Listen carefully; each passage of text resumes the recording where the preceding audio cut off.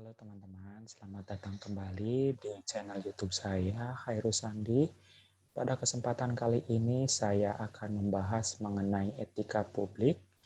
Materi ini masih termasuk ke dalam pembelajaran agenda kedua Latsar CPNS Kementerian Pertahanan golongan 2. Baiklah, untuk mempersingkat waktu, langsung saja kita memasuki materi kali ini. Nah, untuk yang pertama adalah pengertian etika.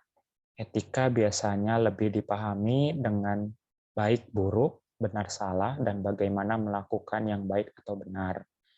Nah, namun di sini ada pengertian menurut Catalano tahun 1991, yaitu etika adalah sistem penilaian perilaku serta keyakinan untuk menentukan perbuatan yang pantas guna menjamin adanya perlindungan hak-hak individu yang mencakup cara-cara dalam pengambilan keputusan untuk membantu membedakan hal-hal yang baik dan yang buruk, serta mengarahkan apa yang seharusnya dilakukan sesuai nilai-nilai yang dianut. Oke. Nah, sedangkan untuk pengertian kode etik adalah aturan-aturan yang mengatur tingkah laku dalam suatu kelompok khusus, yang sudut pandangnya hanya ditujukan pada hal-hal prinsip dalam bentuk ketentuan-ketentuan tertulis. Nah, kita sebagai aparatur sipil negara sendiri, yaitu memiliki kode etiknya sendiri, yang berdasarkan pada Undang-Undang Nomor 5 Tahun 2014 tentang aparatur sipil negara. Di antara poin-poinnya itu terdapat 12 poin ya, mungkin teman-teman bisa melihatnya sendiri.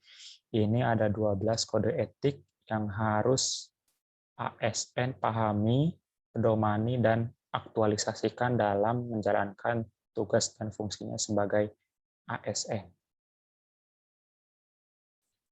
Kemudian selanjutnya adalah pengertian mengenai etika publik. Etika publik adalah refleksi tentang standar atau norma yang menentukan baik dan buruk, benar atau salah, suatu perilaku, tindakan, dan keputusan untuk mengarahkan kebijakan publik dalam rangka menjalankan tanggung jawab pelayanan publik. Nah, di sini adalah 3 fokus utama dalam pelayanan publik. Yang pertama adalah pelayanan publik yang berkualitas dan relevan. Kemudian dalam sisi dimensi reflektif, etika publik berfungsi sebagai dalam menimbang pilihan sarana kebijakan publik dan alat evaluasi. Kemudian yang ketiga dalam modalitas etika, menjembatani antara norma moral dan tindakan faktual. Nah, lanjut. Etika publik sendiri memiliki dimensi-dimensi, yaitu yang pertama, dimensi kualitas publik, yaitu etika publik yang menekankan pada aspek nilai dan norma, serta prinsip moral, sehingga etika publik membentuk integritas pelayanan publik. Kemudian yang kedua, yaitu dimensi modalitas, yaitu membangun integritas publik harus disertai perbaikan sistem akuntabilitas dan transparansi, yang didukung modalitas etika publik.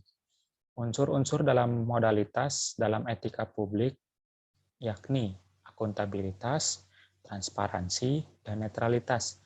Akuntabilitas sendiri berarti pemerintah harus mempertanggungjawabkan secara moral, hukum, dan politik atas kebijakan dan tindakan-tindakannya kepada rakyat.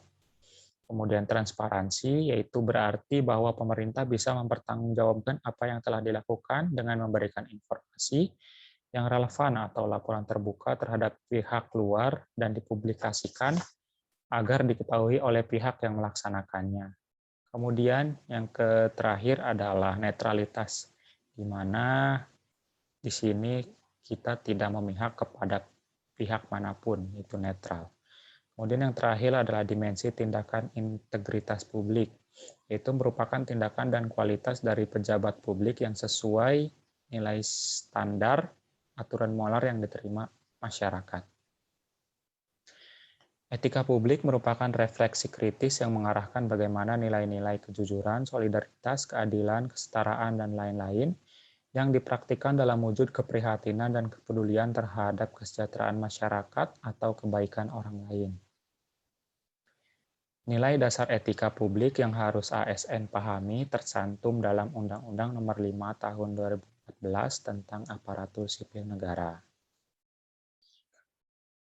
Nah, di sini kita beranjak pada bagian perilaku pejabat publik. Sebagian besar perilaku pejabat publik masih mewarisi kultur kolonial yang memandang birokrasi hanya sebagai sarana untuk menegakkan kekuasaan. Jika hal tersebut dilakukan, maka peningkatan kinerja organisasi tidak mungkin dapat terwujud. Oleh karena itu, perlu adanya suatu perubahan mindset dari seluruh pejabat publik maupun ASN. Nah, ini adalah 3 aspek perubahan mindset. Yang pertama adalah berubah dari penguasa menjadi pelayan, kemudian merubah dari pemenang menjadi peranan, kemudian menyadari bahwa jabatan publik adalah amanah yang harus dipertanggungjawabkan dunia dan akhirat. Nah, di sini terdapat 8 area perubahan reformasi birokrasi. Yang pertama adalah manajemen perubahan, kemudian penataan peraturan perundang-undangan, penataan dan penguatan organisasi, penataan tata laksana, penataan sistem manajemen SDM, penguatan akuntabilitas, penguatan pengawasan, dan yang terakhir, peningkatan pelayanan publik. Selain itu, penggunaan kekuasaan dalam legitimasi, setiap jabatan dalam organisasi publik mengandung implikasi kekuasaan, power atau authority. Dari segi moralitas, kekuasaan harus memiliki legitimasi yang kuat. Kata legitimasi berasal dari bahasa Latin, yaitu lex, yang makna awalnya berarti hukum. Legitimasi bermakna kewenangan atau keabsahan dalam memegang kekuasaan. Nah, ini adalah jenis-jenis legitimasi kekuasaan. Yang pertama adalah legitimasi religius, yang kedua ada legitimasi sosiologis, dan yang terakhir ada legitimasi etis. Nah, selanjutnya yaitu ada konflik kepentingan. Konflik kepentingan adalah tercampurnya kepentingan pribadi dengan kepentingan organisasi yang mengakibatkan kurang optimalnya pencapaian tujuan organisasi. Lalu ada bentuk-bentuk perilaku konflik kepentingan. Yang pertama adalah aji mumpung atau self-dealing. Kemudian yang kedua adalah menerima atau memberi suap. Yang ketiga menyalahgunakan pengaruh pribadi. Yang keempat memanfaatkan fasilitas organisasi atau lembaga untuk kepentingan pribadi. Yang kelima memanfaatkan informasi rahasia. Yang keenam loyalitas ganda. Nah, inilah implikasi kode etik dalam pelayanan publik. Kode etik mencoba merumuskan nilai-nilai etis luhur ke dalam bidang tertentu. Dalam hal ini, pada tugas-tugas pelayanan publik. Kode etik dirumuskan untuk menyempurnakan pekerjaan di sektor publik, mencegah hal-hal buruk, dan untuk kepentingan bersama dalam organisasi publik. Setiap pegawai dan pejabat diharapkan mentaatinya dengan kesadaran yang tulus. Aktualisasi etika publik aparatur sipil negara, yaitu setiap aktivitas seseorang, baik sebagai aparatur sipil negara maupun sebagai anggota masyarakat, selalu melekat di dalamnya nilai-nilai etika yang berlaku. Maka setiap aparatur sipil negara dalam setiap kegiatan dan aktivitasnya harus selalu berhati-hati dan agar tidak bertentangan dengan nilai-nilai etika yang harus selalu dijunjung dan ditegakkan dalam Undang-Undang Nomor 5 Tahun 2014 tentang Aparatur Sipil Negara. Nah, mungkin cukup sekian materi yang dapat saya sampaikan. Kita akan bertemu kembali di materi selanjutnya. Terima kasih.